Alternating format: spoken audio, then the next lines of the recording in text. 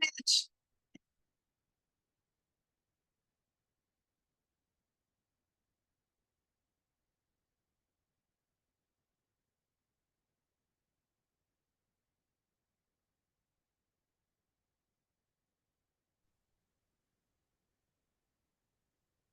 Hi there. How are you? I'm okay. Hi, Barbara. How are you? We're fine. Mitch, it's good to see you.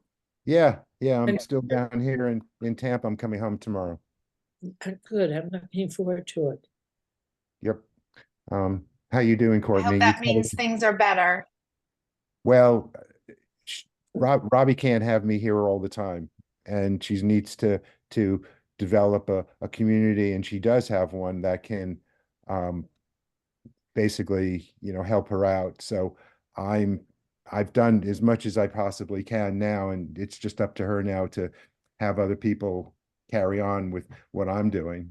Um, but yeah, I've been doing laundry and shopping and cleaning and cooking and it just kind of the whole 9 yards of taking care of somebody who basically can't move Oh, wow. much more than a, a Mhm.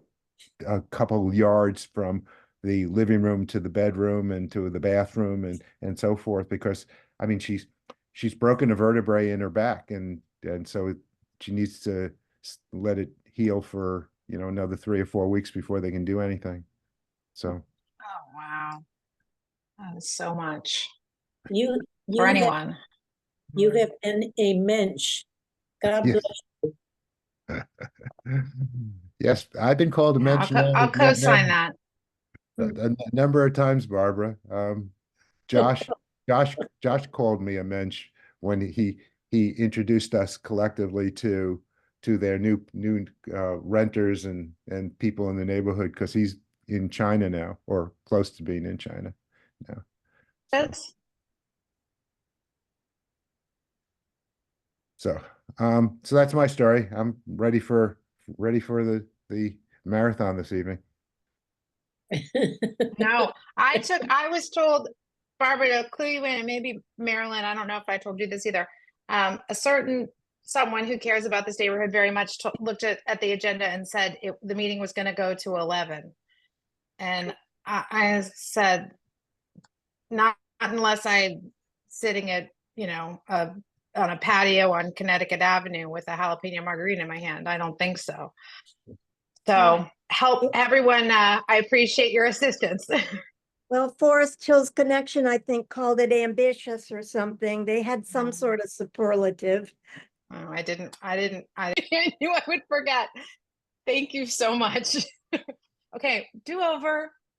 Um, welcome, and I'd like to call the July public meeting of ANC3F to order. We need to adopt our agenda for this evening. I am going to make one change if there's no objection, which is to move the community announcements after our regular agenda, because we have someone who needs to leave a little bit earlier. So without objection, I hope that is acceptable to everyone. And I now move that we approve the June meeting minutes. I have to ask that we amend those minutes. I'm gonna have to work with um Rachel and Terry.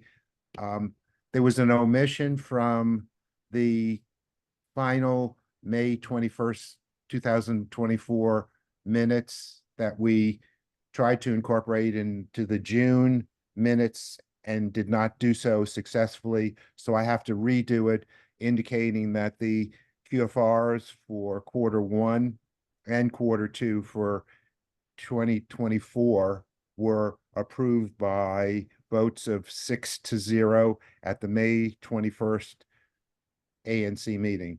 So I will work with Rachel and Terry to get that into an amended June minutes. I also need to ask that those amended minutes be sent to me no later than Monday of next week. I need to get them into the ANC office, or we're gonna lose our allotment for that quarter, and I don't So what's want the to. procedure for that, Mitch? Who needs to do what to make that happen? Just in terms, do we need to vote offline on that once it's amended? Well, no, what you guys should do is vote to approve those minutes as amended by what I've just said. And then when it's executed by Rachel and or Terry, then we will have already approved them and I'll be able to move forward. But that's why I was a little bit long in my in Okay, my sorry. explanation. Okay, so right now we're gonna move to, why don't you make the movement, why don't you Yeah, make the I'm- motion? Yeah, I make a The motion that movement. we amend the June 2024 minutes as I indicated in my 2-minute spiel a few minutes ago. I second, All in favor? Aye. I, Aye, that's the 4 commissioners who are present. Okay, so moving on, let's go to our commissioner updates. Commissioner David, do you want to start?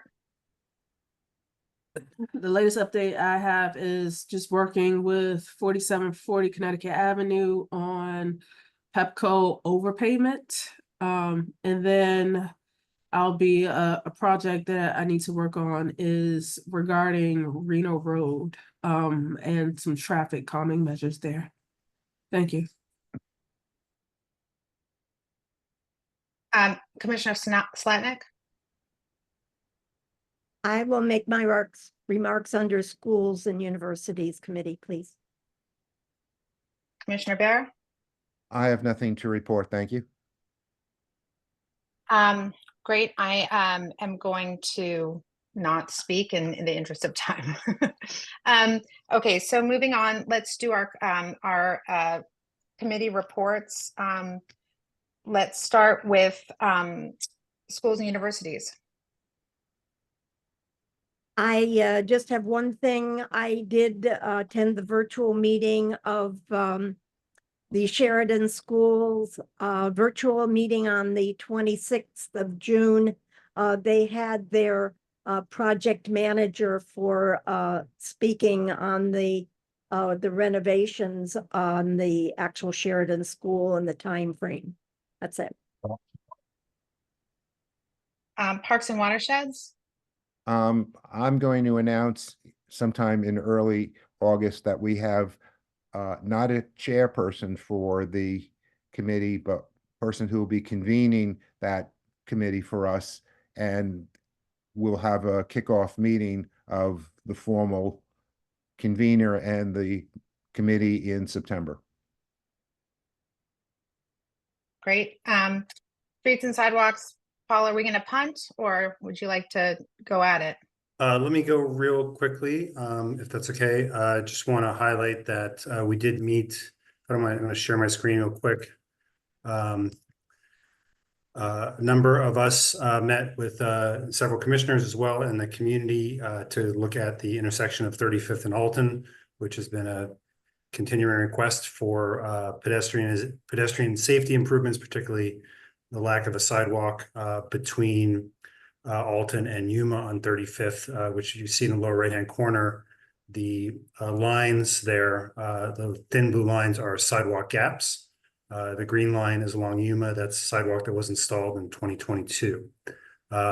So folks came out, we had a good conversation about various approaches, traditional sidewalk install, the idea of making 35th one-way diverging from Alton. So you'd only be able to go either left or right at Alton and have do not enters at both Yuma and Albemarle. The idea of installing a bike lane style sidewalk in the western parking lane from Alton to Yuma. 2 options there, either narrowing the travel lane or eliminating the parking on one side of the street. Speed humps or a 3-way stop, which is unlikely to happen given the level of traffic there. We did poll the neighbors who came. What would they miss most if changed? 5 said green space. The houses are pretty close to the street. 1 neighbor said parking and 1 neighbor said 2-way traffic. But really the overall tenor was that safety is an issue, and with 9 families with kids on the block, folks just want an approach to making it safer to walk along that street. So our next steps are to follow up with DDOT. We've already done so on their traffic safety investigation, and also ask them to come out again and take a look at how they can use the different tools in their toolbox to make this safer for walking either with a sidewalk or without in the near term. So as always, I will put my email in the chat. If folks want to participate in Streets and Sidewalks, please let me know. And that's my update. And Claudette, I would add to that the work you're doing on Reno. I think we did meet with Christian about Reno and the effect that the closure of the Warren slip lane had on that street. So I think we should coordinate on that issue as it comes because we've been working on that section. Thanks, Paul. Agreed. So housing, we have Amy. This time, Amy, are you there? I'm here. Hi, Guys, I want to thank Terry Hewitt for scheduling 2 wonderful meetings, for very productive meetings with the Connecticut House. The first meeting, was a scheduled meeting, and we had representatives, thank you, from Ruben's office and from our ANC, Ms. Latnick was there, and Terry Hewitt. And that went very well. Yesterday, we had an unscheduled, unannounced inspection that I tour guided folks around for. I had a dead mouse in my apartment, so we started the tour off there. That was interesting. And there was a bag of trash in the hall that hadn't been taken downstairs. I remarked that we didn't have room service here. We went around, they saw many violations. It was very helpful. They saw how the trash chute is a little too narrow to get stuff down and how it's not been cleaned. Juan Prado, property manager, did join at the end when we were in the back. And the wells of where the windows are on the first level have rat burrows in them. And there are rat burrows around the building on Albemarle Street. And Mr. Williamson and other inspectors from Department of Buildings gave Mr. Prado their exterminator to replace the one that Borgia has been using. Department of Health also came. They emptied apartment and brought out everything from the family where there had been a tragic death and the children had already been taken away. And they moved away from the mattresses when they saw bed bugs on the mattress. The other thing they said is that they like to give an opportunity to property managers to fix the problem before they find them. And 2 other takeaways. I did hear one Department of Building inspector say to another Borgia building, huh? So that Borgia sort of is known at the Department of Buildings. And also about our concern about rodents coming from the parking lot when construction starts. They reassured me that they would be giving them specifications about what they need to do to curtail the rodents coming into the Connecticut House from that construction site. So all in all, it was very productive. They are going to do a plan of action, and that will be distributed. And next month when Terry is back, she and I will talk a little bit more about steps going forward. But I really thank Terry Hewitt and Anastasia for arranging both meetings, which were very productive. Thank you. thanks, Amy. Great. So moving along to our community forum, MPD, Lieutenant Vandermeer and colleagues. Yes, ma'am, I'm here. Can everyone hear me? We can. Yes, we can. Great, Thank you. great. Thank you for having us again. I hope everyone's weathering the weather. It's tough out there. So I'll go over some crime stats first, and then I know that there are some issues and probably some questions about some high profile issues that we've had recently. And then I know that there are some outstanding matters about the Forest Hills Park. So the good news is, and this is this goes unchanged from what we've talked about in the past, but two of the larger concerns that we had in 2023, assaults with dangerous weapon and burglaries, the numbers look good there. They're down 63 and 67% respectively year to date. Our thefts continue to be a problem. I know that we've stressed that a lot. Some of that is package theft, but most of it is retail theft. However, if you recall at the beginning of the year, our numbers were over like 150, 100, and then 100. I think they were over 150% increase year to date when we first started. Of course, that's a smaller window of time, you know, when you're comparing the first part of the year, but we are down to, you know, it's still a number that's a sore spot, but we are it's improving. So we are at a 20% increase year to date from last year, which is, you know, a significant reduction. Then that's pretty much on par for well, let's see here. So the second district as a whole is up 15% in retail theft, and it's about even for last year in district wide. So a couple of issues that we continue to have, obviously the retail theft, also motor vehicle thefts are up 8%. On the other hand, you know, we have theft from autos, cars broken into is down 51% year to date. So that's promising. So that's just a snapshot of the way things are looking. Our arrests, I think that we have to give a lot of credit to the in terms of curtailing the theft, to the foot beat that we installed there at in the Cleveland Parks area with the 7-Eleven. This is I guess really probably more 3A, but that affects the numbers. Of course, as we know, we carve up our stats are carved up differently than the wards. But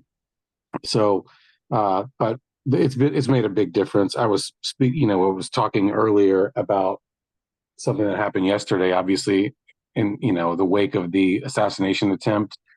We've changed our posture. We have so many resources, and we try to allocate them in the way that we think is, best suits the demands that are out there. And so we had to yesterday take away that foot beat from the Target, CVS, 7-Eleven area down there in the 33 to 3500 block of Connecticut. And they absolutely got hammered with retail theft. So you're tempted every now and then to say, we still have thefts here, even though there's a foot beat there. Is it really making a difference? And then you see something like yesterday, and it sort of reinforces that it's a needed allocation of an officer. We're looking forward. We put him back there today, obviously, and we're just doing the best we can with what we have. And so that's where we're at with our crime numbers. I wanted to introduce Alexis Sakulich, who's a new lieutenant that we're going to have working with us in 203. Captain Haskis, we unfortunately 3F and 3A, you guys often have your meetings at the same time, and so he's talking about 3A because I think I'm probably a little bit closer to the ground in terms of the Forest Hills Park issues, and so myself and Lieutenant Sakulich are joining you. Alexis, are you here? Do you want to talk? Oh, let me say one more thing. So when I was a brand new officer in the 5th District, Officer Sakulich then was there, and it was like regular. I asked a lot of questions, probably an obnoxious amount of questions, and everyone, when they got annoyed with my questions, they would say, well, you should take that to Sakulich. So hopefully she wasn't too annoyed, but I just say that to say that she was always a very valuable resource, and so we're happy. I'm thrilled to have her helping out in 203. Are you around? Do you want to talk about your background a little bit? Sakulich, are you there? Well, sorry, her. I'm not There you go. I'm not great with Zooming. I was trying to unmute myself. But thank you for the nice introduction. But basically a little bit about myself. I know I've reached out to a handful of you guys through email. I've been on the department since 2005. I was an officer in the 1st district, then transferred over to be an officer in the 5th district. Then I went to criminal investigations division. I was a detective from 2014 to 2019. Then got promoted to sergeant, went over to the 7th district, and then as of a month ago, I am here with you guys, having been promoted to lieutenant. Welcome. Thank you so Thank you. much. Mhm.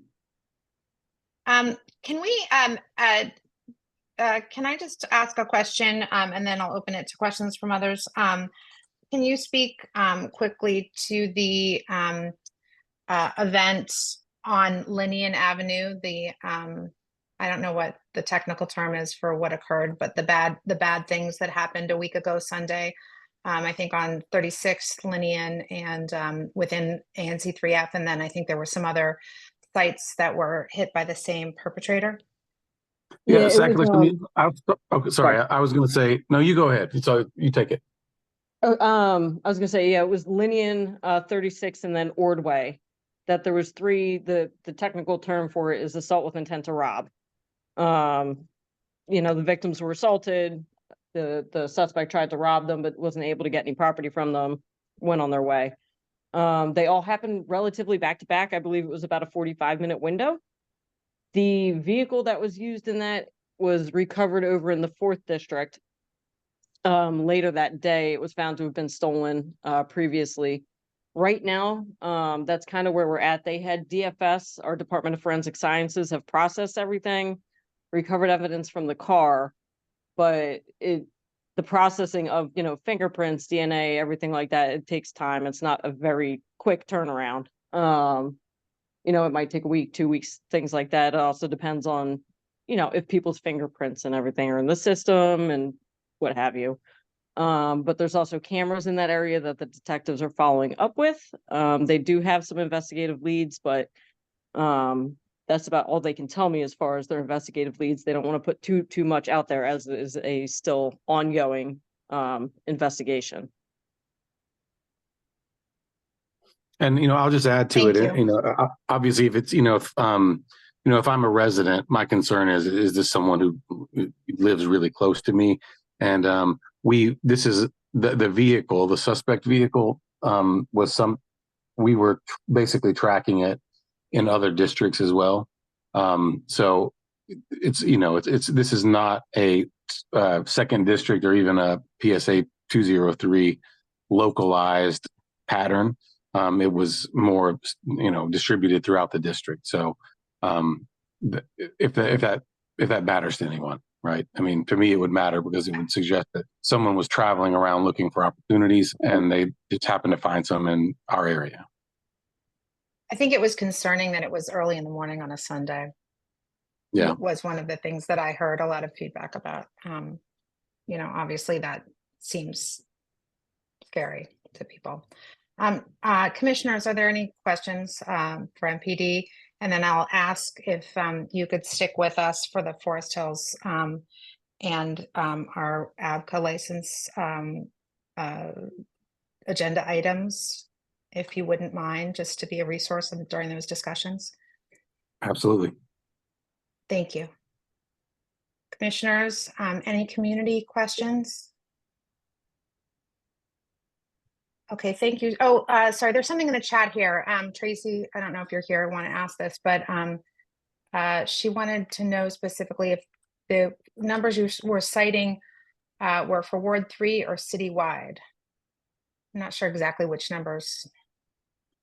The way that I generally try to approach it is I look at our crime report, and now again, you know, I've always tried to be careful about this, but you know, the crime numbers that we have are our reported crimes, right? I mean, I think that we sort of adopt a shorthand within the agency about crime is up, crime is down, but you know, this is reported crime. We don't, we know that we don't capture all of the actual activity out there, right?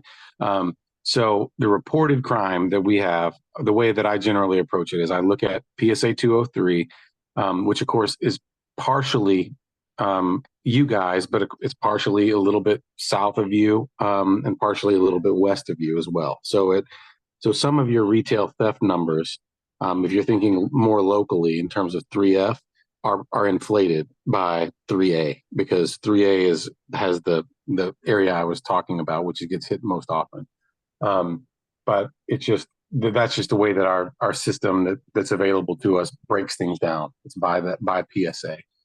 That's about as granular as it gets. We could, of course, look at crime cards, and I know that many of you probably look at the crime cards, which is publicly available. You can go on the website, and you can more locally look at you type in an address and ask about events that have occurred within a few blocks, 1,000 feet. I don't know exactly what the options are, but it'll basically create expanding circles around the area that you're interested in, and detail all the crime that happens within those circles. So it's a really great tool. But in terms of what we typically use internally, we look at the PSA as our base level. And so that's what I do. And then because I do think it's important to understand how we look compared to the second district. And then, of course, how we look compared to the Washington, D.C. area, not area, but Washington, D.C. proper. I also include those things. So when I say something like, theft district-wide is actually about even year to date, I'm talking about Washington, D.C. But when I say in the second district, it's up 15%, that's just kind of helps to contextualize the fact that in 203, we're up 20%, right? So that's a sore spot for us comparatively. But likewise, our arrests look very good. Our theft arrests are very strong by the same comparisons. So that's typically why I include all that, the other areas for context, but I don't need to. I mean, if that's distracting, I don't have to do that. It seemed like something that was reasonable, but we can do it however you guys want to. No, I think it's great. I just think she was looking for clarification. Thank you so much for providing it. Thanks. We really appreciate your being here and all you do to keep us safe. Particularly, I'd like to shout out to Captain Haskins for his communication during the Lydian event. They communicated with us right away, and it was really great to be able to send to our block captains and people in the neighborhood who to let them know why there were so many helicopters in the area. And that you guys were on it and working on it and knew what was happening. So thank you very much for that. I think communication is really key there. Okay, so stand by if you would for later in the meeting. Thank you. Sure. Matt Barkley. Hi, everyone. I'm Matthew Barclay, your Ward 3 Mokers from the Mayor's Office of Community Relations and Services. I'll drop my information in the chat, and I will be quick with these updates. Also, you have a new ward manager for Ward 3 in our office, and her name is Hope Cousin. I'll also drop her information in the chat. So we're going to be working together as we go forward. All right. Big update, Wilson Pool is now open as of July 17th. Significant upgrades were made to the facility, including a redesign of the HVAC system with rooftop units, fans, ductwork, and dehumidification components. There were also additional repairs for locker room plumbing, lighting, painting, flooring, and the CCTV system. So thank you to the community for your patience and understanding during the renovation period. We look forward to seeing you there. Also, it's obviously very, very hot out, and it's been hot for a couple days in a row now. And you can call 911 for immediate safety risk. And then also, if you're having a mental health crisis due to the heat, you can call 888-793-4357. And then for shelter information, cooling centers, you can call 311. Also, DPR has a lot of things going on in the summer, so we encourage you to go to dprboostcamps.splashthat.com and summer.dc.gov to learn more. Hope you all have a good night. Thanks so much, Matt. Thanks for being here. You're welcome. Moving on to Juanita. Hi, Juanita from UDC. How are you? Well, thank you. How are you? Great, Good. thanks for being here. Of course. Just a couple of updates. I do not have updates on the retail spaces right now. Javier, they're at a retreat or something today, so I couldn't get to them to get that information. But I do know that the sports complex will be complete by the end of July, the turf on the field, so pretty excited about that. Our library renovation is beautiful. I cannot wait for the community to see that. That will be done at the end of July as well as the law school elevators. And then the next community campus task force meeting is Thursday, August 8th at 6:30 p.m. via WebEx. I did send out the email today to the commissioners and to some community members who have signed up for the listserv. President Eddington will be at that meeting speaking on the strategic plan and then taking questions from the community. So Juanita, I know you said you didn't have any retail updates, but you said the word elevator. And several months ago, you said that what's standing between our neighborhood and Mom's Organic Market is an elevator. So I couldn't help but ask if you have an elevator update. This is all the information I could get today. Okay, all right. Well, we are all going to send good elevator vibes to UDC, please. Good elevator vibes. Yeah, okay. Thank you so much. Thank you. Gloria Garcia, Van Ness, Main Street. Good evening, everyone. I have put in this chat some more details, but I just wanted everyone to note that we are having a big event on September 14th. As Courtney said, the vibe will be different. We will have back to school. And, you know, we're not a night corridor, so we're doing it during the day. And we're partnering with Pierce, Friends of Pierce Mill, who are running their Children's Day activities, and as well with Forest Hills of DC, who are doing a senior digital display of what their installation that will be out front of the building later in September.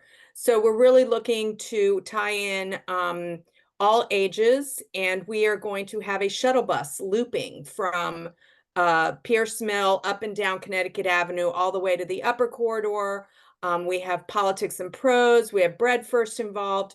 We do have Days Inn involved. They have given us the entire parking lot along Yuma Street, so we're going to really blow out the vendor pop-up market. There'll be additional vendors in the parking lot.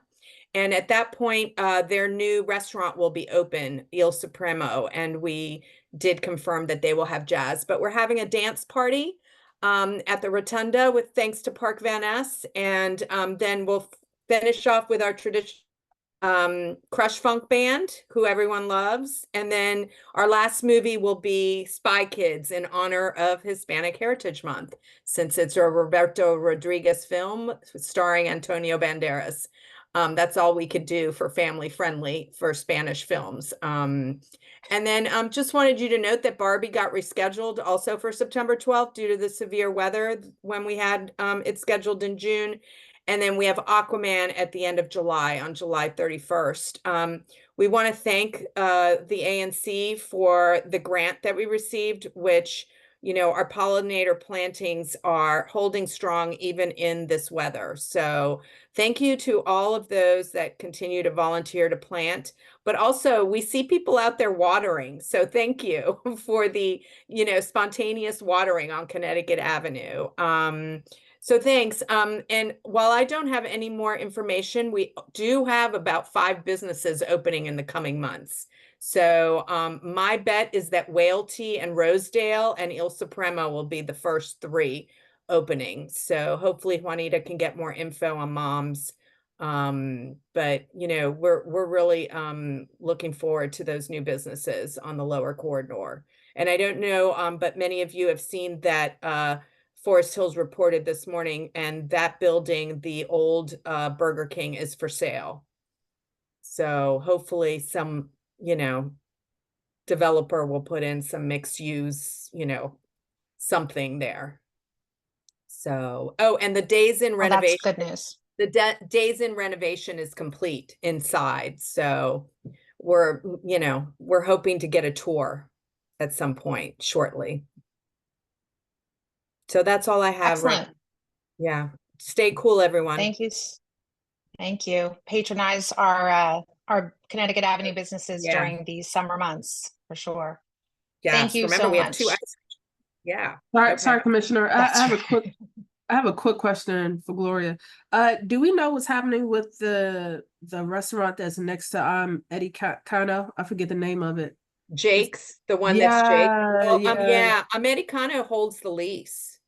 Oh, And really? she keeps saying, yes, they've held the lease for a while. So we're trying to see what they're gonna put there. But yes, it's on the Department of Buildings radar too.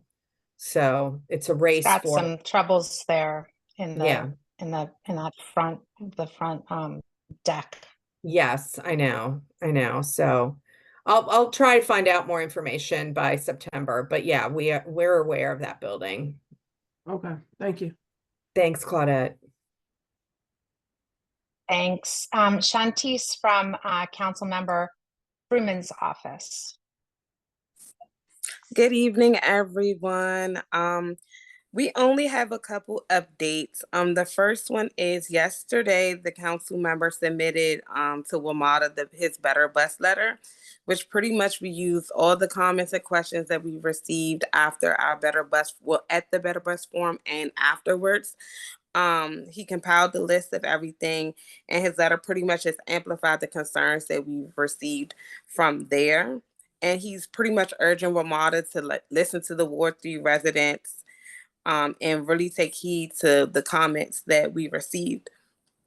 Our next big update is that the council is on recess from July 15th through September 15th, which means there will be no legislation passed or any legislative meetings.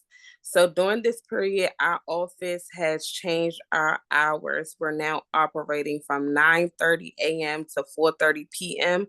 Monday through Friday. On Thursdays, we'll be remote, and on Fridays, our office is closed. But we'll have one person each week on Fridays who will be responsible for the phone lines, but no one else from our office will be there. So if anyone reaches out to us, please just give us a little bit more time, especially like on Thursdays and Fridays. And that's pretty much the major updates that we have as of right now, other than the Wilson Aquatic Center opening. So hopefully I'll have more for you guys at the next meeting, because we should have more things to talk about by then. This was perfect. Thank you so much. No problem. Everybody Enjoy stay cool. Enjoy please. the later hours of the summer. I'll try. Thank you, guys. Thanks. We're just going to put general community announcements down at the end of our updates for people who are on the call who have something they'd like to add. If you wouldn't mind just holding that, I will get to you, but we're going to go first to our ABCA license, just so that we can, we have Sarah Weniger from ABCA here, as well as Nick Kay, who's the owner of Mr. Green. Nick, can you put your video on so we can see you? And I'm going to just put Sarah from ABCA here as well. I really want to thank Sarah for being here as a resource to, you know, as we discuss this issue, Sarah can really speak to the legalities. And Nick is going to introduce himself and tell us about his business. You have the floor. Thank you, Courtney. Well, my legal name is Rahul Kataria. I go by Nick. It's easier for everyone to pronounce and remember, I guess. But just a little bit about myself. I have been in IT for more than 10 years, did my master's in business in Ohio. And then for last few years, I have been owning businesses in Virginia. And they were very similar industry, vape industry. So I kind of understand the taboo it comes with, especially a cannabis industry. Now, before I get into a little bit more about Mr. Green, I do understand that there was we got off on a wrong foot with ANC earlier, where we posted a banner with a coming soon sign. Now, that was my mistake. And what happened was, we applied, I guess we got this space, last year in October or November. And there were a lot of, like, I guess the rules or policies were still being developed at APCA. And when we spoke to someone in APCA at that time, they said, till you get your license, I think shops can still do I-71, which was gifting. And we did not know it was legal, not legal at that time. So we kind of just put the coming soon sign at that time, and soon realized that that was not the right move. But since then, we have applied for our license. We got our placard. We posted that on the window. But other than that, for Mr. Green, it's going to be a licensed high-end upscale kind of a dispensary. So we understand, safety is one of the biggest issues, especially with this kind of business. So we are definitely making sure, we are going to make it like an upscale to attract that kind of clientele. And I actually, Courtney, if you want, I can share some of the pictures that we had, the designs that we had. I don't know if you want me to do that. Sure. Let me, I think you're enabled to share your screen if you'd like to share your screen. Absolutely. There you go. All right. Can you guys see my screen? We can see the agenda. Yeah. Okay. Can you see the email that I opened up?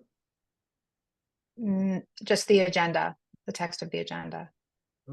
Interesting. Okay. It's not letting me, I think it's not letting me share the whole screen.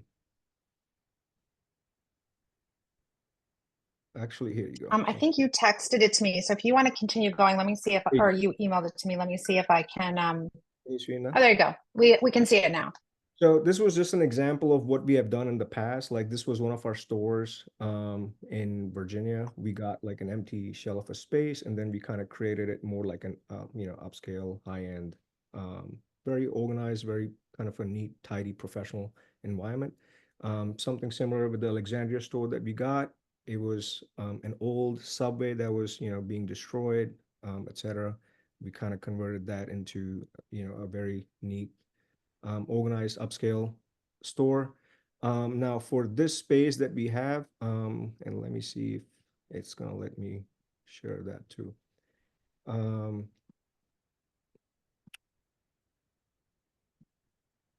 come on. There you go. Okay.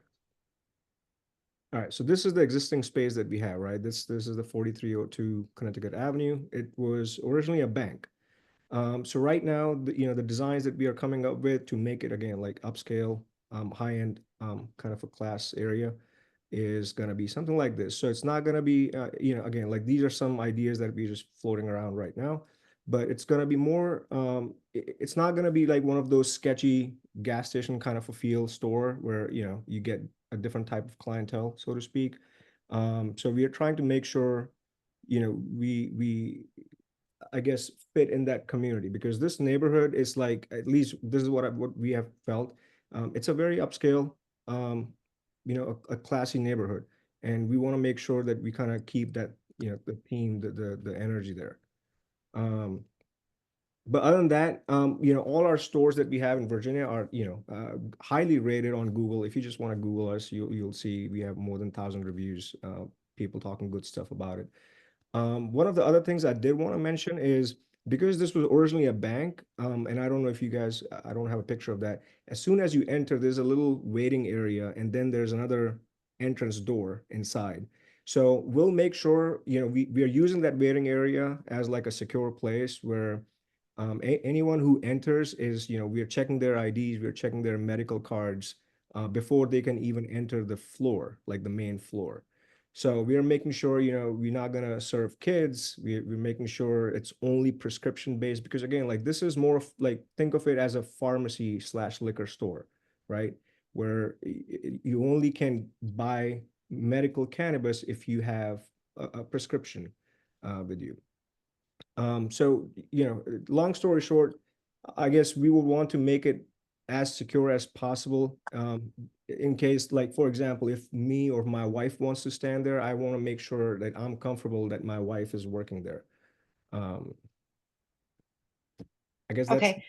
That's all I have for Mr. Thank Green. you. Thank you very much. No, thanks. I just want to leave there to be time if anyone has any questions. And I want to focus our questions on what the ANC is able to do constructively. Because the city council has approved the right for businesses to operate medical cannabis operations in the city. And maybe Sarah, you can just take a minute or two on this. So I want to just make sure that we're, if you have questions for Nick about his business, about the impact on the neighborhood, that would be constructive. Commissioners? Well, sorry. Thank you, Commissioner. Yes. I thought we were going to hear from Sarah first. Oh, sorry. Yeah. Sarah, do you just want to, Sarah, if you would just let the community know, like what it is we're here to do, like we're here to vote on the resolution, but if you can explain that so people can frame what they're asking of Nick and what they're asking of the ANC. Sure, absolutely. So, hi everyone, you. I'm Sarah Weniger. I put my email address in my name, so feel free to ask me any questions if you have any after this presentation. Basically, unlike licensees, the only entity that can file a test against a cannabis retailer is the ANC. The ANC also is the only entity that can enter into a settlement agreement, which is basically just a contract between a licensee and some entity of the community, or at least it is with licensees. In this case, it's only ANCs. Liquor licensees. In this case, it's only ANCs. Because of this, the ANC does rely heavily on feedback from the community because the community can't speak on their own about what's going on in medical cannabis in their neighborhoods. So if you have any concerns or need to speak to your ANC commissioner, this is your opportunity to speak about this particular licensee. Our medical cannabis retailers do go through renewal just like liquor licensees. So 3 years from now or whenever the schedule starts, there will be another opportunity for the ANC to weigh in. So this isn't the only bite at the apple if there's any concerns down the line. But at this point, only the ANC can weigh in, but I'm happy to answer any questions if anyone has any.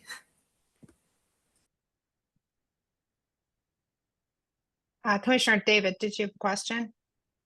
Yes, I wanted to know where are we in the process? I mean, I did hear from a constituent who was surprised with the announcement of Mr. Green's, but it was really the coming soon sign. And, you know, just in just a couple years ago, we had the opportunity to have another medical cannabis business in the area, and we voted against it. So we wanted to, so I just want to know where are we in this process, because we did have a community meeting specifically on this business that wanted to do that, to make sure that we heard from everyone in the community. So I don't want to surprise anyone in the community if this thing is voted on and it passes, and I feel like there will be backlash if we don't provide more time for folks to give their feedback. So I want to know where we are, where are we in the process? Thank you.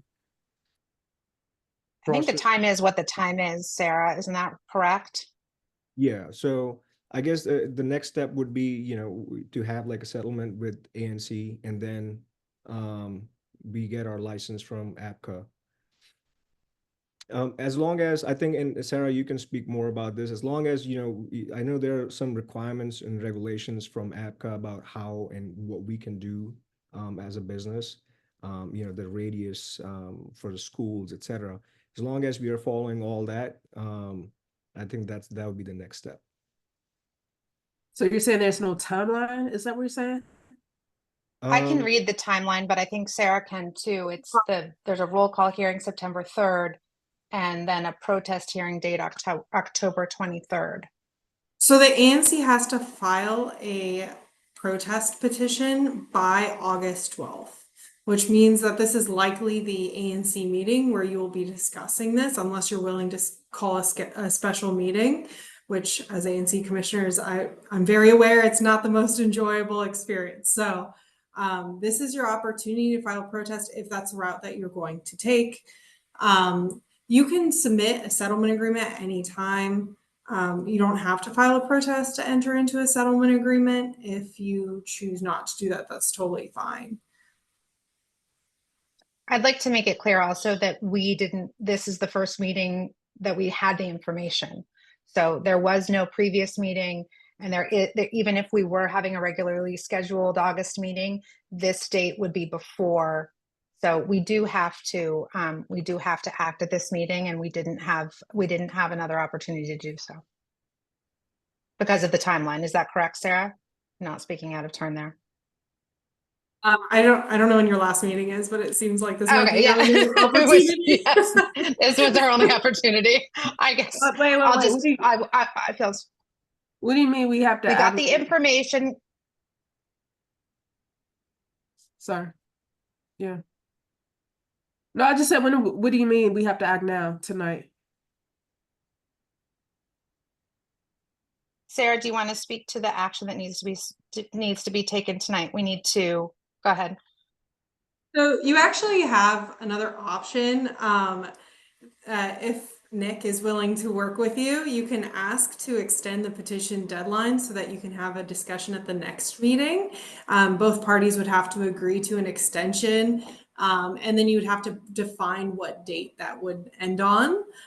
So you would say, oh, 2 weeks from August 12th or something like that. And then the board will likely extend the petition deadline. So this might not be your only opportunity, but I mean, I don't know if Nick is willing to work with you on this. But other than that, the petition is due on August 12th if you choose to file a protest. We do not accept late petitions.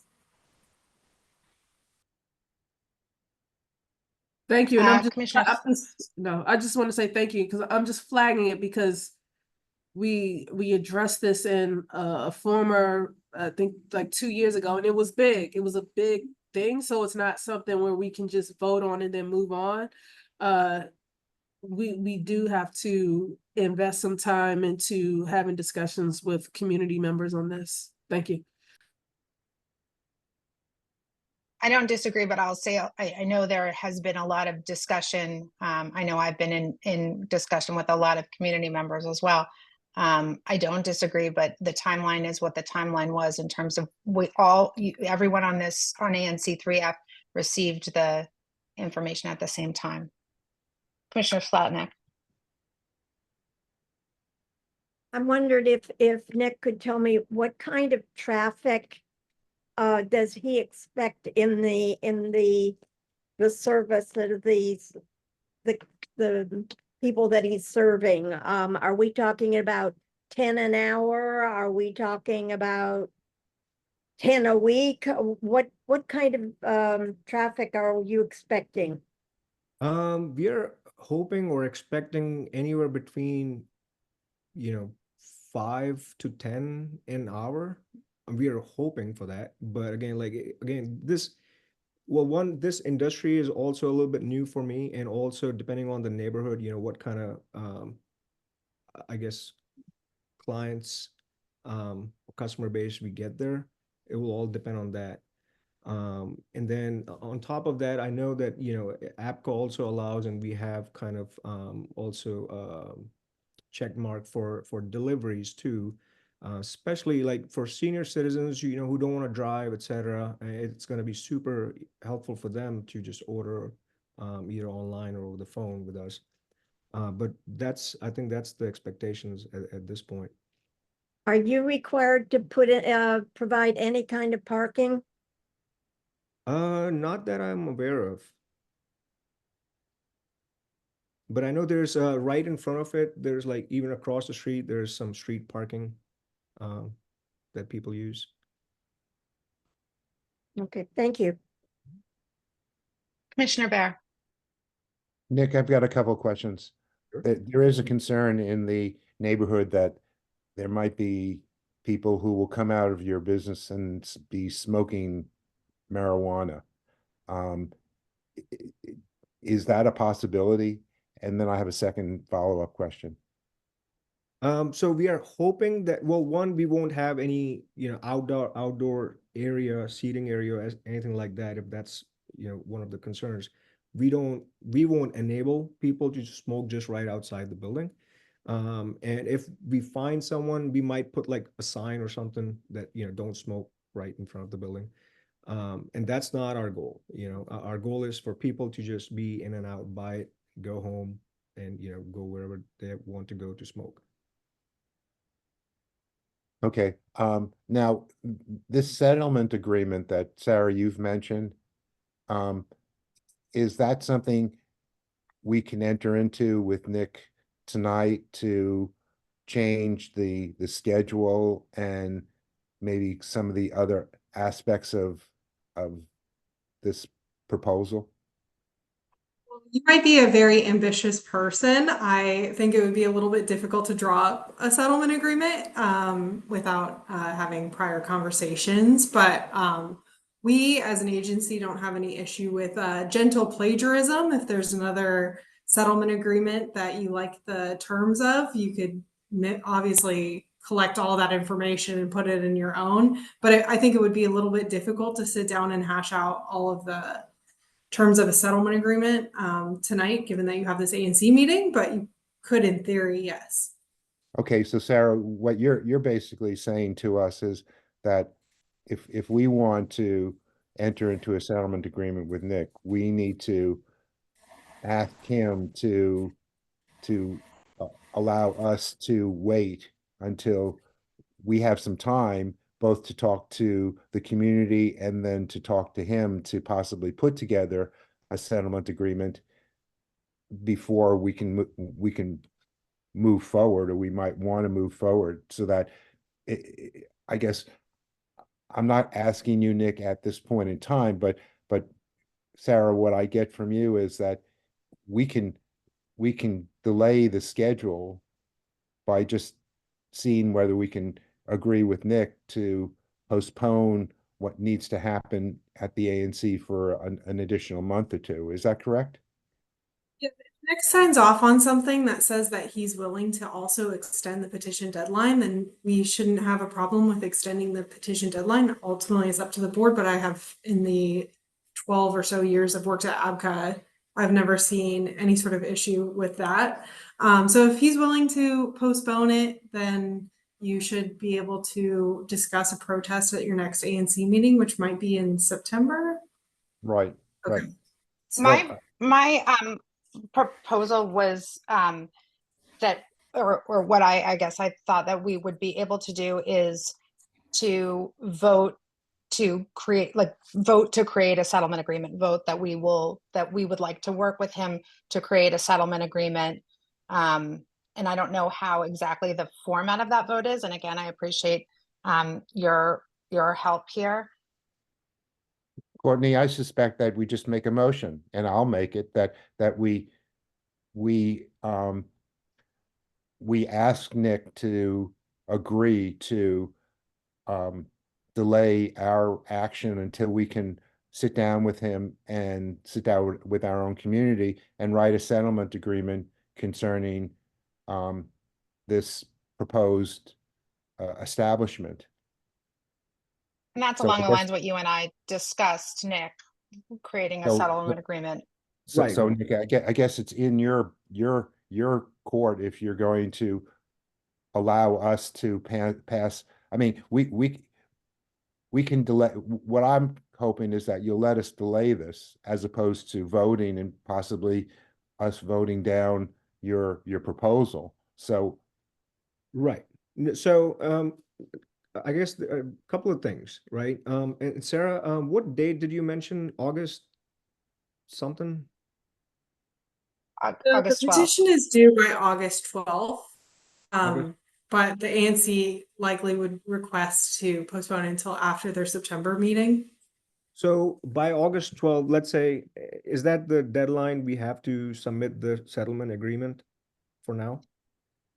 No, that's the deadline for them to be able to protest your application, which sometimes people protest with the intention of entering into a settlement agreement because it is a common belief in the city that if you file a protest, it gives you a little bit more leverage to be able to enter into an agreement, because now you have various hearings and also a mediation where you can sit with the other party and have the board's mediator hash things out. It's not required to file a protest to enter into a settlement agreement. Got you. Okay. And so I guess for ANC, do you guys think that, so you said, I guess you were asking for more time to, talk it through. Would that be like in September? Because that's when your next meeting is, or is there any way, we can, or you guys can, again, if needed, I can be a part of that meeting. If you need any questions answered, I'll be there too. If there's like I guess, emergency meeting that we can do. And the only reason I say this is because, again, like we got this space in November, and then, the whole APCA thing, we were not aware of, and our rent has started. So it's already kind of hurting us at this point. And I understand you guys have genuine concerns, but just, wanted to put that out there. Well, Nick, I suspect that we need till into September, and I understand your concerns, but if I suspect we can move forward with a motion that would just ask that, given, if you would, to give us till September to do this. If we can't get an agreement from you, then the next motion that we're going to do is have it for an up and down vote of whether we file a protest on your plan. And you've got 5 people here. It will either pass or not, 3-2 or 4-1 or 5-0. But if you want to roll the dice, we'll substitute the original motion that I made with a one which is just an up and down vote, and you can, take your chances as to what we're going to do tonight. And that's what I was asking, like, is there a possibility of having this before September? Well, I think I that, guess since we're not going to have since we're not going to have a meeting until September, and we have to have a publicly announced meeting, we can do something in August. Traditionally, we try to give people the opportunity to actually take vacations, which would be nice. But we've had special meetings in the past, and we can run one in August too. I guess, Commissioner David, since you've done this before, could you, I'd like to give you some sort of great weight in helping to guide us as to what you think our best next step is. I think Commissioner Bear is on I guess the term is on the money, or hitting the nail on the head, in terms of just being able to do like a special meeting, just to, because, looking right now in the chat, there's a lot of questions. And so, it's just giving the community members an opportunity to ask all the questions, just to quell anything that could, just any concerns that they have. That's it. I mean, Mitch is on it. well, then I'll kind of substitute my motion and say that we will call a special meeting sometime in August and discuss this, Nick. And what we'll hopefully do is get enough information during that meeting that if we can't vote during that meeting, we can hold a second public meeting, which we would do in August, and then vote on it. I suspect, Nick, it probably will be two meetings that we want from you in August. One to hear from the community, and that probably will be an hour and a half, 2 hours. And then there'll be a second meeting when we will collectively vote after we've thought about it and gotten some additional feedback. So I guess I'm going to make the motion that we table this until We've had a meeting in August to have community input, and then possibly a second meeting in August to be able to vote on this. That's my motion. I would like to have a, Commissioner Slotnick? I'd like to have a bit of a discussion on this. I think it is terribly unfortunate that the time frame that this is ended up being in is during summer vacation, when a lot of my constituents are not in town. And I think that it is, I've got lots of friends who are terminally ill who are using your products and going into medical marijuana person. So I understand its place. But what I say is that I feel in a way that because of this time frame, that between your original problems, Nick, with the alcoholic beverage and whatever persons, and the time frame that it is now, it feels like you're being railroaded and we're being railroaded. I understand. And I'm almost begging that we somehow defer this to September instead of having special meetings in August, because I can't get hold of my constituents during a summer vacation.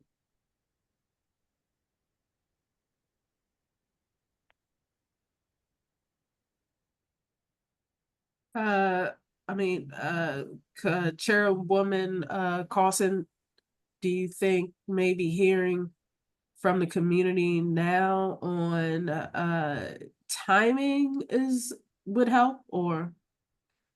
I mean, I think you ask 10 people about timing and you get 10 different answers, unfortunately, in terms of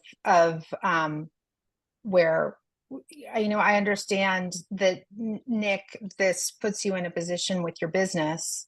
I also understand, and on one level, this was a duly noticed meeting with this as an agenda item. On the other hand, I do think that we've heard from commissioners that this merits a special meeting, or a further discussion. We weren't able, as we sometimes are, to give notice, discuss, and then vote at the next meeting. That is not a requirement. But again, I hear my fellow commissioners saying that on this type of situation, we feel like our community needs that. So I guess what I would propose is we come back as a commission and huddle and try to find a time before our September meeting when we can accommodate you. I know it will be hard for people to attend, but we had this before with March budget that happened over March spring break. Unfortunately, sometimes we just don't, we can't, a business is a business. And I think we have to try and get Nick ahead of the September schedule if we can. Can we agree to that as commissioners? To try and find a time in August. I mean, I was also looking forward to the break, but I really do feel like that's the best compromise here. Yeah, Well, I mean, I think even late August, time to give the community some time to weigh in, and we could do like. I mean, the community's known since the sign went up that this was an issue. I will, and I think, people, there was a sign up, the meeting has been noticed, this was on the agenda. I mean, we can take questions now, but there's giving people, the community, time to react, and there's giving people time to react to a person who's paying rent at a business. And, I think maybe in the interim, we can try and talk to Nick maybe about what our proposed settlement would look like, so that we can have something also to present to the community in August. Okay, in the interest of time, I would like someone to second my motion so we can vote on it. The motion is that we will sometime in August have a special meeting and talk about this, Nick, we will talk with you before that meeting. I don't know when it's going to be. It's not going to be the first or second week in August. We will gather information from the community, and if we can vote on that day, fine. If we can't, then we'll come back a week later and have a second special meeting when we'll do that to vote. But I'd like someone to second it so we can, in interest of I time. would second that. Okay, I'd like to call the motion then, please. All in favor of holding a special meeting in August on this issue? Aye. Aye. Okay, you got Thanks, 5. Adrian. Okay. Yes. Sarah and I can speak to you offline about how we move forward if we need to get past the August 12th date. Okay. Thank you. Thank you very much. Thank you, guys. Nick. Well, before Nick leaves, I think that it would be a good idea to look at the chats right now, because there's some good questions that probably Nick would want to answer. Like a great question, does Mr. Green intend to serve recreational clients or strictly those who are medical? Recreational marijuana is not legal. Yeah, so it's strictly medical. Medical. And I know there was some question about the 17 years or age or younger, so it's only for adults. And I will, sorry to chime in without my video on, but I think the concern that I assume maybe, but I could be wrong, the concern of the folks who were asking that might have been, it's common in DC to be able to go to a shop and say, oh, I'm donating money and I'm receiving a free gift. And sort of people associate that with recreational. And so they assume it's legal, but I guess that's really the question. In my head, that was a question for you, Mr. Green.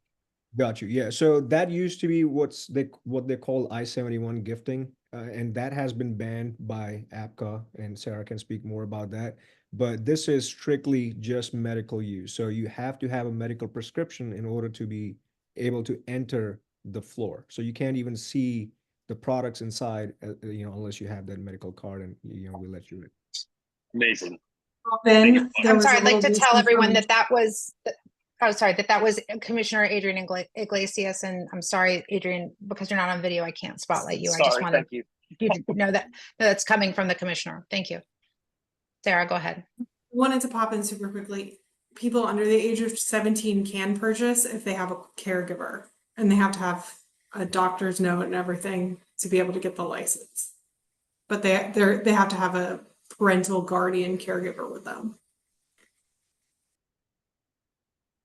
Thank you. That's really important to have that clarification. Thank you.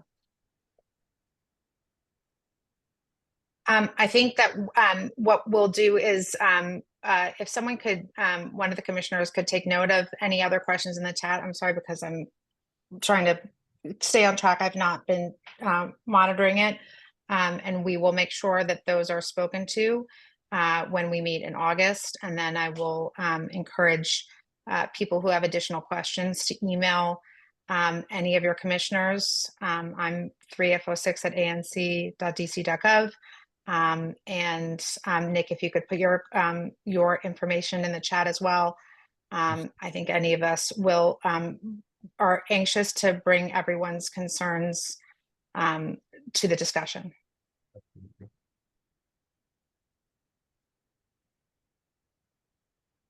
Okay, so we're going to move along since we voted on that. Thank you, Nick, for your time. We will see you again. In particular, thanks to Sarah for being here to clarify a lot of these complicated issues. Thank you, guys. Thank you so much. I want to move to the sidewalk gap resolution because we have already discussed that one. And so Paul Harrison, if you are here, I will put you back up. And I had some trouble with I think some of the links have been broken. So I'm going to put the link to the text of this resolution in the chat. If anyone wants to take another look at it. Paul, let me spotlight you here. Great. Thank you. Yeah, so we discussed this on the last meeting, and basically, as folks know, DDOT has a sidewalk gap program, which has been a big emphasis of the Streets and Sidewalks program. Sorry, light. And they had identified a section of the south side of Albemarle Street to focus on. Unfortunately, because of the valley there and the trees, it's very difficult. So they basically indicated to us at a meeting with commissioners and some members of the community that they were open to some alternative suggestions. So we went back to the committee and also to prior work by the ANC to look at suggestions for where they might reprioritize sidewalk gaps in ANC3F. Are we able to put the resolution up, or? I put it in the chat. Hold on, let me see if I can just pull it up here onto my shared screen. But in essence, there's a section of sidewalk gap, Davenport and Linnaean, that is basically a dead end for sidewalks. So what we're suggesting is that they connect that area. So prioritize being able to kind of walk through that space without having to walk into the street. And that's been a longer focus of the Streets and Sidewalks effort. Sorry, I'm having trouble. Here it is. I have it. Can everyone see that? Great.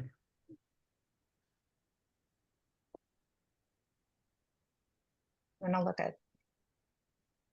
So the resolution does speak to continued refinements to the sidewalk prioritization system, but really the focus here, I think, is the identification of those three sections, Davenport, between the end of the improved sidewalk and the 3000 block and the intersection with Linnaean, preferably on the south side of the street so that people don't have to make more crossings. And then 30th Street from the intersection of Davenport to the existing sidewalk, preferably on the west side again, to minimize the amount of crossings. As folks know, walking down the street on 30th and then the sidewalks disappear on both sides. There's also a section of Linnaean north from the corner of Davenport to the existing improved sidewalk. So there's a gap there. And again, that chunk of Davenport, 30th, and Linnaean basically makes it impossible to walk through that area without having to walk into the street, which is particularly dangerous for seniors and kids. We do have a provision there asking them to go back and look at 35th between Yuma and Alton, as we discussed earlier as well. And there are some additional approaches for the other side of Albemarle Street that we think they might want to consider that wouldn't involve cutting the trees in that section or having to deal with the big engineering challenge of that gap. So we suggested that they take another look at that as well. Commissioner Bear. I want to thank you, Paul, for your work. I want to thank your committee for this work. I've participated in probably a half a dozen conversations with you and your committee on this. I've been on at least 2 field inspections on this and talked with DDOT people. I think that we have discussed this quite a little bit in this group. And so I'm going to make a motion that we pass this resolution. I second that. And that All in, yep, all in favor? I Aye. Aye, Adrian's in favor. Thank you, Adrian. So the resolution is approved. Thank you so much for all you've done on this. Really, it's a remarkable amount of work, a remarkable amount of meetings, and we're really grateful for all you do there. Thanks. No, thank you, and thank you to the commissioners and everybody in the committee and in the community who's fought so long for a robust sidewalk network in our ANC. Okay, I'm going to move to the Forest Hills Park resolution. Commissioner Bear is going to take the lead on that. Commissioner Bear, I can, now that I've mastered the art of screen sharing, I believe I can put that up on my screen. Maybe not mastered, but there we go. While that happens, I encourage everyone, there are still folks kind of asking about Mr. Green's other businesses. He has listed the business names on chat several times now. So if you are still wondering about that, the business name is Thicker Clouds. But if you go into the chat on Zoom, it is listed there with further information. Thank you. Okay, Oops. Courtney, while you bring that up, this is another resolution. Never say you've mastered the art of anything. Well, Sorry. I'll give you some time while I talk. Thanks. This is another resolution that's been in the works for quite a little bit of time, and it has had, from my perspective, an incredible amount of community input to what is on the paper here. It's also gone out to the commissioners about 2 weeks ago, or maybe 10 days ago, and I think that it addresses a concern that the community has indicated to us, and as a consequence, I'm going to make a motion that we pass this resolution. Second.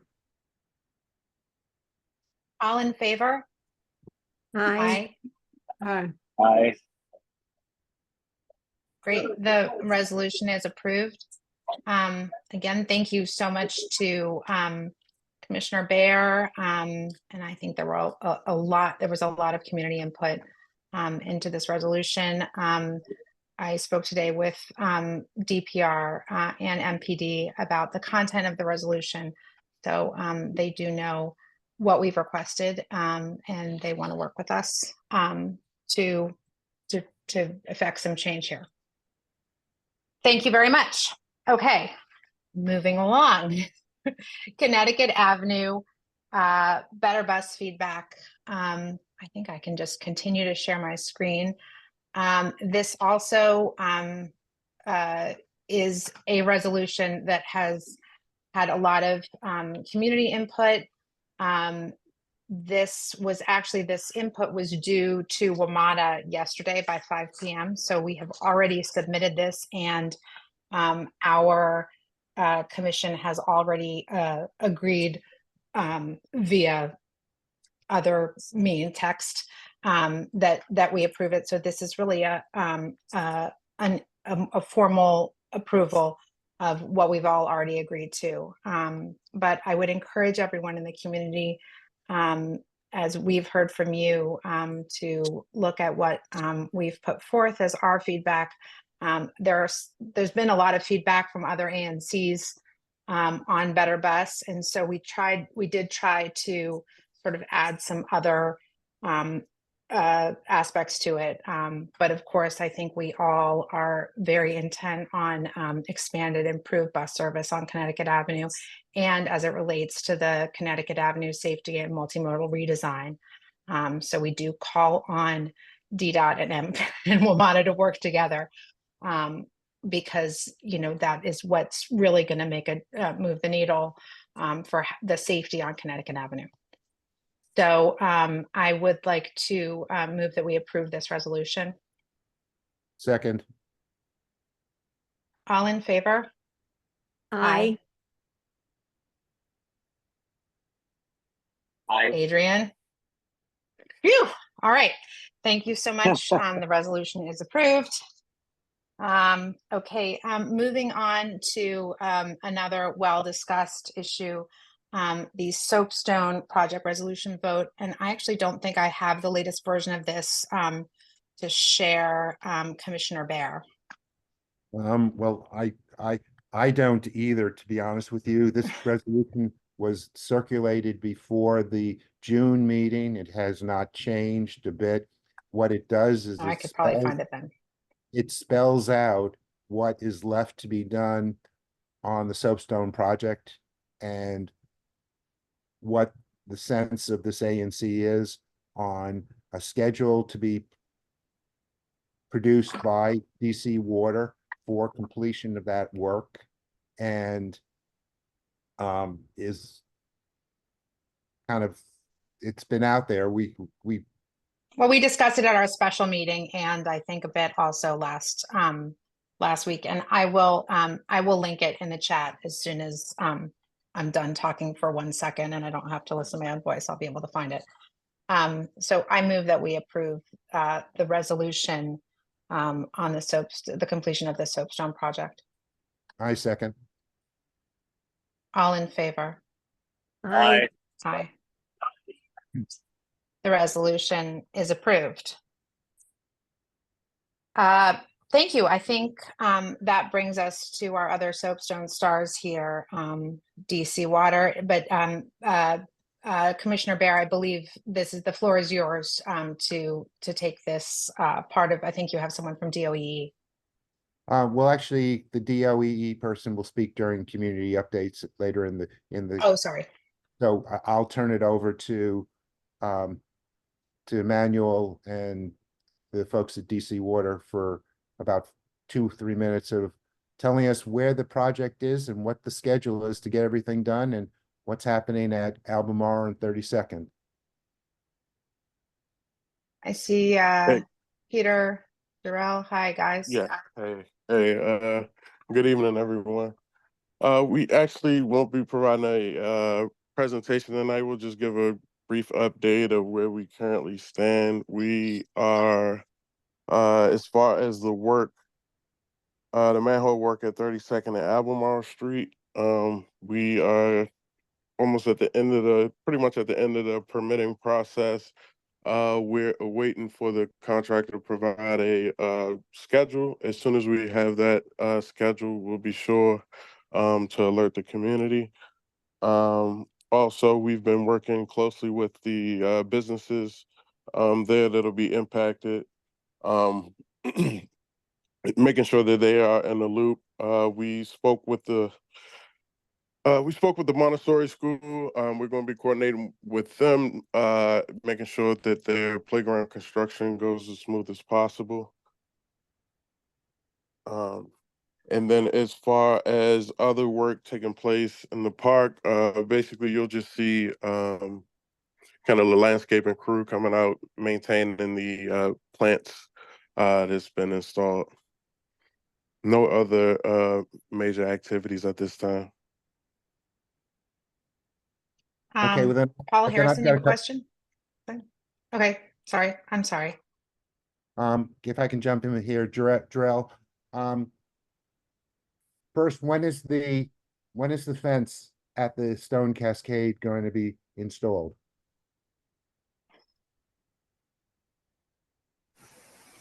Hey, Joe. Good evening. This is Peter. The contractor, IPR, is they put out a bid, for some for contractors. So they in their internal bid process. They have 3 contractors, and they're going through the qualification phase. So as soon as they have a contractor on board, they will install the fence. So that's where we are. Yeah. Okay. Now, there's been Peter and Jarrell and Emmanuel a consistent question that I've had for you guys, and you haven't answered it, is to the satisfaction of the community.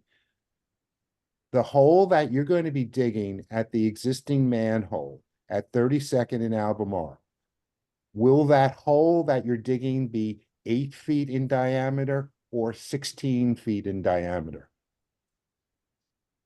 Okay, let me just say, it's true. There's a 16-feet diameter. We need that so that the contractor can safely, the 16-feet diameter is a federal guideline.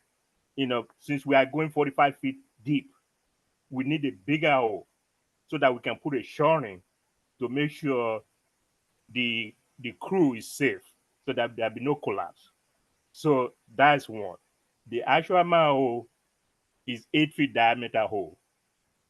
And once it comes up, about 5 feet up, before it gets to the surface, you won't even know the difference when we finish. So it's going to have the same, top. So it's 2 Okay. things. I know it's been confusing. The 16 feet diameter is a federal mandate. We have to have that 16 feet to dig that deep. So that's the issue of the 16 feet.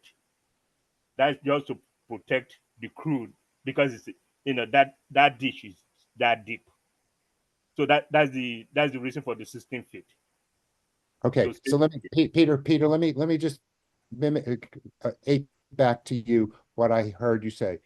The hole that will be dug at the existing manhole will be 16 feet in diameter, 45 feet down, so that you can do all the work you have to. So it'll be 16 feet. But after you've done all your work, you'll have an 8-foot wide hole, 45 feet deep at the end of the project. That's correct. In fact, the special presentation that we did. Okay, Peter, all you have to say is I'm correct, okay? Yeah, you are correct. No, No, I'm just trying to say, for you to just go back, because we gave a picture when we did the presentation to the ANC. Right. There's a picture that I actually explained it to you. We show a picture of that 16 feet diameter, with the shaft, so that's the reason why I didn't mean to cut you off. That's the reason why I just tried to explain to you, because picture actually explain better than me telling you. Okay, thank you very much, Peter, for the information. Thank you.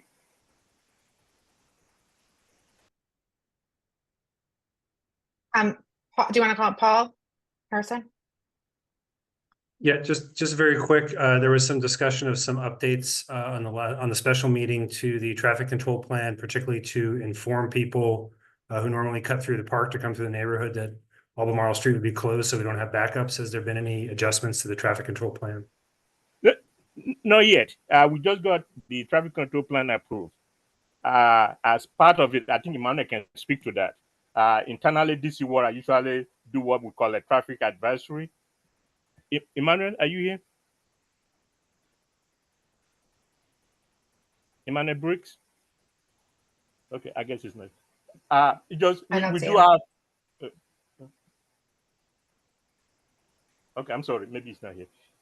We do have DC Water. We do in most of our project. We do have what we call advisory notice that we send to radio stations, TV stations. So before we start that work, we already drafted that advisory to the public. So as soon as once we know when we're going to start, it's going to be distributed to all the local media.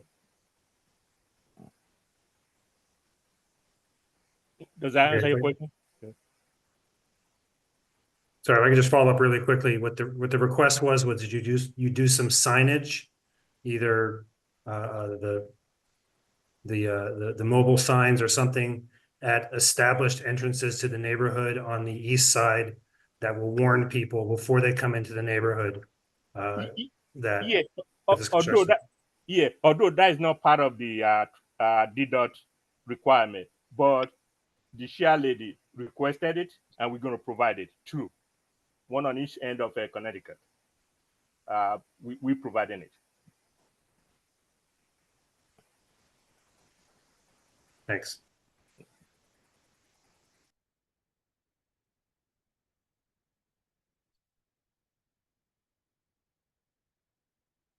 Commissioner Bear, do you have anything else on this topic? No, I don't. Thank you very much. Okay, thank you. DC Archives, Brad King. I don't see Brad here. Brad, are you here? I corresponded with him this week, and I can read the update on the archives. Let me just tell everyone what he has said. He did tell us he would be at the meeting, but the update is much of the same in that the abatement phase has still not started.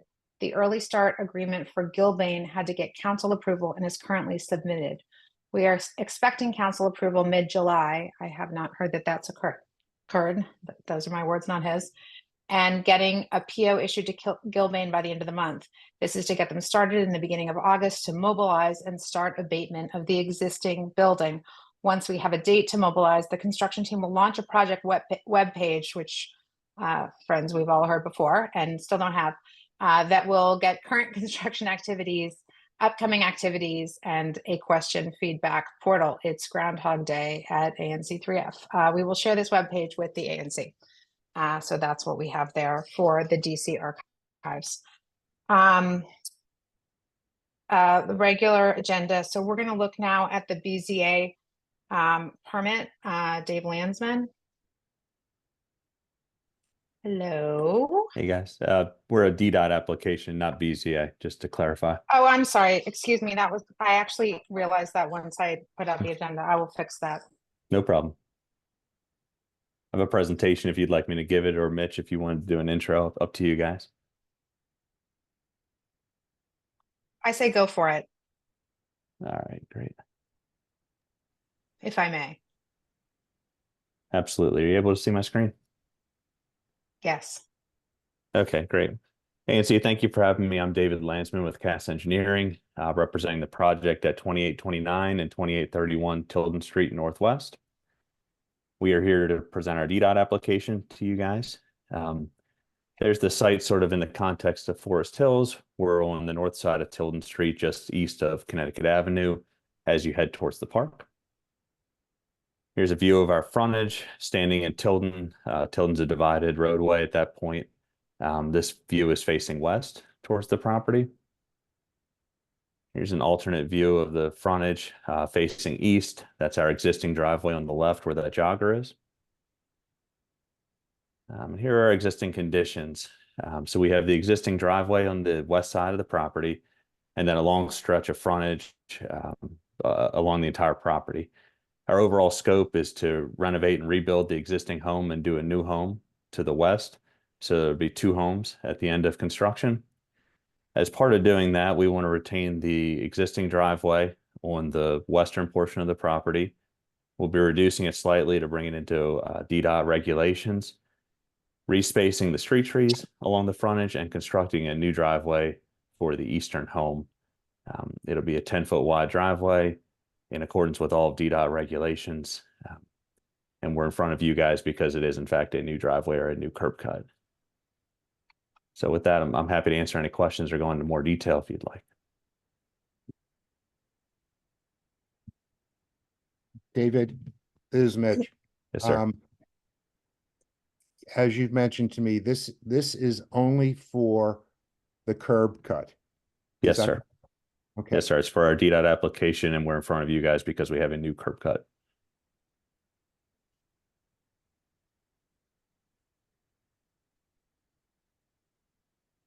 Commissioners, does anyone have any questions? Commissioner David. Thank you, Chairwoman. Are there any issues with the neighbors? Have you reached out to the neighbors about this? No, ma'am. I'm not aware of any issues. Our proposal meets all the DDOT requirements. We're not asking for any relief, separations, or any relaxation of requirements.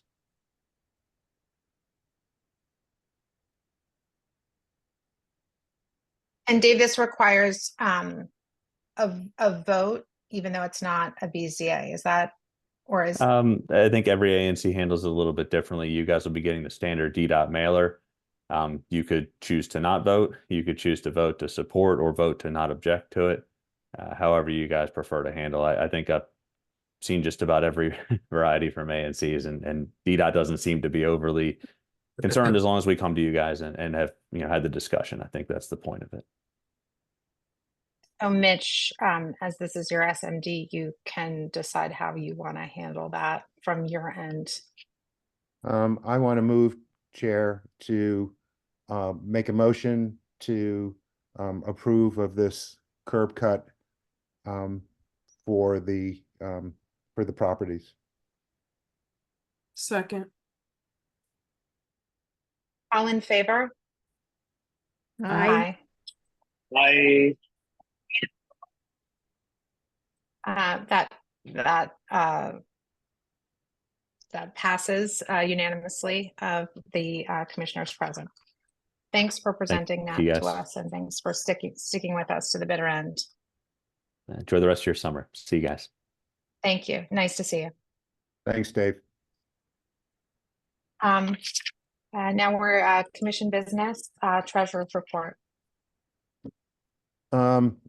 There is a QFR that I've sent out to everybody that we have to vote on tonight, and that we have to submit by the end of July. So as part of this discussion, I want to make a motion to accept that QFR, but also I need to get the approval of the group that the minutes for this meeting will be at least in draft form by the end of this month, so I can submit it as part of the documentation that I need for that QFR submission. And can you be specific in terms of what, like what action, who needs to take action to make that happen? So that's Rachel and Terry. Is that correct? Yeah, Rachel and Terry have to put together meeting minutes by the end of the month, and I would prefer it being done by not the 31st, because I have to submit stuff that week, which the 31st is, I guess, a Wednesday or Thursday, but I'm not quite sure. Yeah, it's a Wednesday. But that has to happen for me to do this. The ANC has been giving us a lot of leeway on prior QFRs, but they're starting to want things submitted on time by us. And so that needs to happen, please. So is there a way we can, moving forward, make this go more smoothly? Just, is there anything the rest of us can do to make this go more smoothly? Well, the only thing that we can do is have, Just seems hard, is why I'm asking. right, the thing we need is a real life secretary. We need someone who's dedicated to doing the minutes, who is the secretary and will do the minutes. To have it handled between two people is just, it's not the Complicated, smoothest, okay. it's the smoothest thing. Okay. So we'll. Okay, so the hang up is the back and forth. Okay, so now we know. So we'll work towards that. We just so much for our vacation in August. We have some things we need to work towards in August. Well, but I'm asking for this, I'm asking for the minutes to be done by the end of July. I mean, understood, but I mean, just like, so this is the problem that is at hand. I'm looking to try and not just create, we already have some Groundhog Day situations happening in these meetings. So I don't want QFRs to continue to be, it does seem like the treasurer job has a lot to it. And so I guess we have the problem we have now, but let's not have that problem next month. So now we have we know what we need to do. Maybe our friend Adrian might be convinced with the coffee from Bread First that he might want to do some secretary work, or we can work together to try and make that work better. Okay, so the motion Okay. is to accept the QFR, and if that's the case, then I'll get your signature, Courtney, and Terry's signature later this week, and then I'll wait for the minutes to be drafted, and then I'll just start sending all that information in. Okay. And so we'll follow up with Rachel and Terry over the next couple days. But I need a second, and then I need some. Oh, sorry. A second. Marilyn, she's got it. All in favor? Aye. Aye. Aye. Thank you, Adrian. Okay. Thank you. I believe that concludes our commission. Oh, no, you know what? I'm sorry. I promised for the people who are still here, and we're getting feedback from somebody. But if anybody from the community would like to speak, I'm sorry. I did push you all to the very end, but if anybody has something that they would like to discuss, we are happy to hear you now. Matt English from DOE, do you have? Yeah, I have, I can keep it short because I know everyone probably wants to go, but I did want to start getting the word out about the restoration project that we have planned for the end of Linnaean Avenue heading down into Soapstone.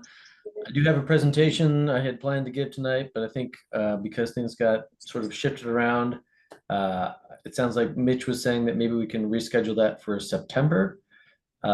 So for now, what I'll say is I'm going to drop a link in the chat that gives you the information for the webpage where we're sort of sharing information with the community. And I'll go ahead and put my email address in there as well. So if you have any questions about that, you can reach out to me. And hopefully by September, we'll actually have, so right now we had concept designs that we were going to present tonight, but it's possible that we may be further along in the design process by September. And so I may have something even further along to share with you then. Do we miss our opportunity to provide feedback if we wait till September? No, so there'll be Yes. multiple design iterations where we'll be trying to get the community feedback. And I think I can also try and find a way to get approval to just send the presentation that I was planning to give tonight out to Mitch and you all, and then maybe you can distribute it to the community just so they have that information now. And then, you know, if there are more questions, they can reach out to me, or you all can reach out to me, and then we can follow back up in September. Yeah, So we'll post that to the ANC3F website as soon as we get it from you. Thank you so much. Go ahead, Commissioner Bear. Apologies. I just want to thank you, Matt, for your indulgence with us, and look forward to talking with you in September. Sounds Yeah, great. we'd like to give this the time it deserves at an hour that it deserves. Thank you so much for your patience with us. My pleasure. You all have a good one. Thank you. Thank you. Courtney, this is Hi. Megan McMahon. Hi, Megan. How are you? Doing well. Is it okay if I just jump in quick with the Forest Hills of DC update? Please do. Thank you. Fantastic. Hi, everyone. Megan McMahon. I work with Forest Hills of DC, a senior living community on Connecticut Avenue. I put in the chat earlier in the call today some details about the AARP Community Challenge Grant that our community won last month. We are putting together a temporary art installation in partnership with Art Against Ageism and professional photographer Marvin Bowser. So that installation will go up the week of the 22nd of September, and it will be up through DC Art All Night this year. So we hope that you'll join us, come out to see the installation. And I'll pause here because I know we have Tina Sandry, CEO of Forest Hills of DC, on the line as well. Tina, if you want to say hello and add a couple words. Yes, thank you, Megan. Good evening, everyone. Hello, Tina Sandry, Forest Hills of DC. For some of you on the call who may not know of who we are also the Methodist Home of DC that's been in this neighborhood on this block where we sit right now for 98 years. And we still are the Methodist Home of DC. We rebranded about a decade ago and have made 1 or 2 appearances here within the Zoom forum. I also wanted to extend, we are so excited about this project because it helps us to build community, which is a pillar and a foundation of what we want to be within this neighborhood.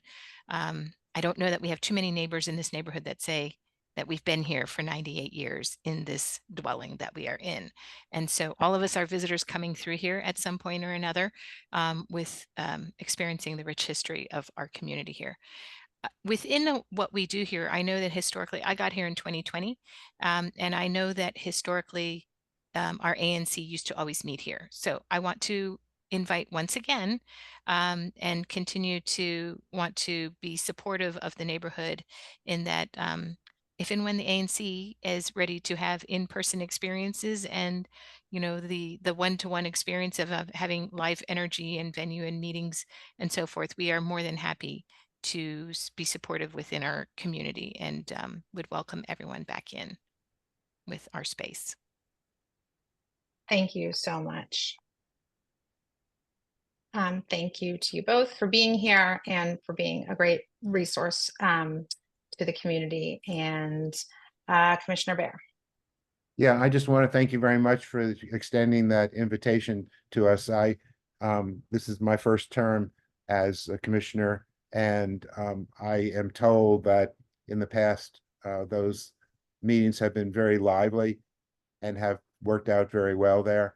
I look forward to at some point us doing at least a hybrid so that those of us who can meet in person do so. Thank you again. I would also, and I will respond to that. On my part is that I have met with several other commissions regarding the hybrid. The OANC does have hybrid tools and equipment for us. And we have looked into it, and it is something I'm working on, because you want the hybrid ends up being difficult, I think, at times for people to hear. So I do want to make sure if we do it, it goes well for people who do want to still participate by Zoom. I would just offer up, I know that we have the Democrats for the ward. They come in here, meet, and they do come in with their own equipment in that regard. And so we have the space for it, and they've come in and use the space that way. Another alternative for other groups that I'm in personally that have gone this sort of growth path between getting back into person is, rather than trying to do it every month, maybe it's once a quarter it's in person rather than every month, or something like that. So there can be some sort of a run walk cadence that kind of gets back towards in person. I know that's what we talked about when I met with you previously, is doing it maybe once a quarter, or every other month. Thank you. You're welcome. Do we have anyone else who from the community who wishes to speak? If not, I'm going to move that we adjourn the meeting. It is 8:49. We will convene again in an official monthly meeting Tuesday, September 17th. But please be aware that we've committed to do a special meeting at some point in the month of August. So please be on the lookout for that information, which we will post widely. So I'm sorry, with that, I move to adjourn the meeting. Second. All in favor? Aye. Aye. Aye. Thank you, everybody, and I hope everyone is enjoying their summer. Take good care. Thank you. Thank you.